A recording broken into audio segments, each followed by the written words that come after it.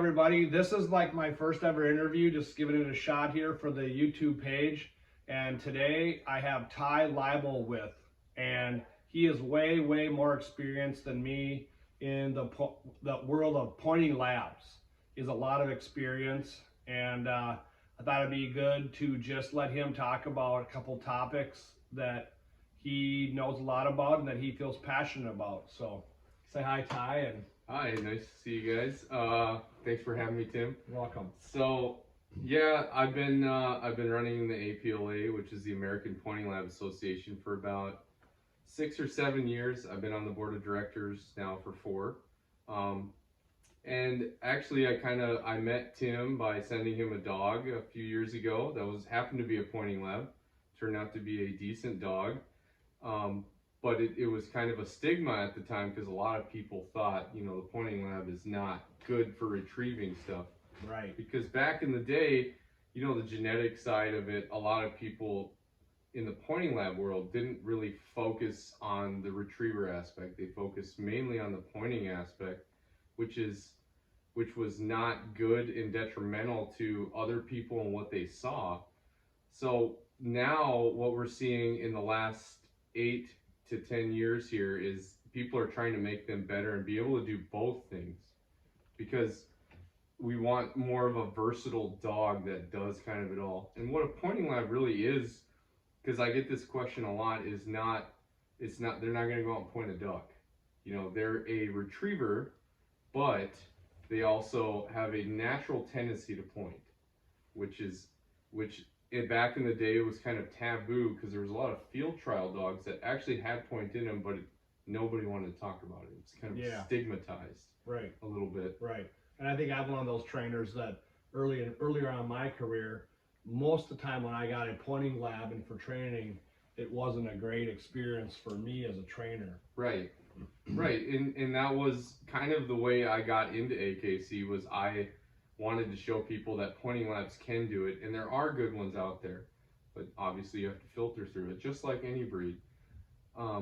So the genetic side, there's some breeders out there that are trying to make them be more versatile, and they're actually bringing in some field trial lines and mixing it with dogs that have prior, pointing lab titles as well. Right. So it's kind of an exciting time for pointing labs. There are probably a lot more dogs out there that point. It's just people a lot of times were afraid to talk about it because it was a taboo subject at one time. Right. So obviously most of the pointing labs are probably really good at upland. When you say the other side of things for some of the people watching, like what are the other things that we're looking for in a retriever that makes them special from other upland breeds of dogs? So so essentially the pointing labs, we're seeing more dogs that can achieve a master hunter or at least a senior hunter, which was not the case back in the day. Right. So we're seeing dogs that can do a high level of retriever work, but also can do the upland portion. Go out, point the bird, be steady doing a shot, retrieve it, hunt the field, range quarter, all of those things. So, which is a really fun test because you have to do everything. It's essentially like you're duck hunting in the morning, pheasant hunting in the afternoon. So, excuse me, things like marking ability, that's something you wouldn't see in most other upland breeds as a concern for breeding. Yes, exactly. Right. And a good water ability, and like the ability to run a blind retrieve. Right. Is not even in the wheelhouse of other upland breed training. Well, and it's something, you always touch on balance and comparisons. And a lot of times in the pointing lab world as well, it's very hard to balance all that out. Because in the retriever aspect, you have blinds, which is the mental state of them being very obedient. Mm-hmm. You have the retrieve, which is all prey drive. Whereas then we also have to throw in the mix the upland portion, which is almost 80% prey drive. Well, there's another 20% where they have to be a team player. Yeah. And listen. Is that when they have to point?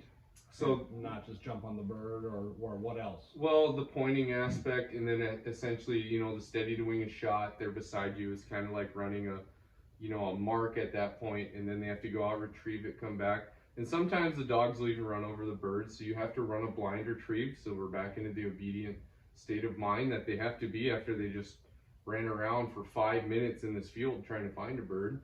So it can be quite challenging as well. Yeah. Back in the day, though, I will say there were some dogs out there, and probably a lot of the reason that people and trainers saw these dogs as not great dogs is that the ones that they got a hold of, people bought because these are well-known kennels, and they didn't really produce. They produced for quantity, not really quality. But there are some really good kennels out there that do a good job of trying to make their dogs better and be more precise. Don't you think, excuse me, for a little while there, people just bought them because they were a pointing lab, and then you could produce a dog and label it as a pointing lab, you probably could sell it for good money. Yeah, there's definitely, and there still are people out there that, treat it as like a unicorn or something. They think it's really neat. And even if you were to buy a pointing lab, that doesn't mean that dog's gonna point. And sometimes it may take a couple years before it actually does point. I've seen it take up to 2 to 3 years. And a lot of times it's kind of fun to see that natural tendency, but it takes a lot of birds and attrition to do such things. Gotcha. Sorry, I got a little cold. Had to kick in there now. So, I don't know, was there anything else on just the whole breeding part you want to talk about, or? No, I think that's kind of touches on it. We're trying to get better in the APLA. We're trying to make better dogs, so that way if somebody goes to purchase one, they can go and play AKC or HRC or whatever. You don't have to play APLA. I would add, anytime you want a dog for a task, make sure the parent dogs are good at doing that task. Right. So I think there was a lot of people that thought if they went and got a pointing lab that it would do all the normal lab stuff and plus point. Right. But the fact is, some of the time, some of the other normal lab things were neglected genetically, right. and they were only breeding for the pointing part. Yeah, there was kind of a diversion there for a little bit of, well, these dogs point hard, I don't really care that they're not that watery, and it kept snowballing.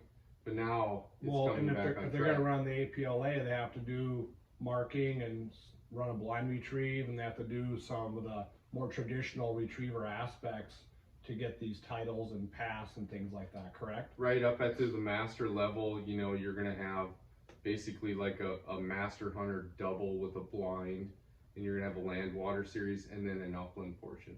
But even at the entry level, the dog still has to pick up 2 watermarks. Okay, good. Now, we're working on making it a little Good more start. challenging, Yeah. but yes, it is a start. So these dogs aren't just slouches. Yeah, I know they can swim and Yeah. have a natural retrieve and a little bit of marking ability. And, Right. yeah, good. Well, good deal. Yeah. Well, that's great. Thank you, sir. You're welcome.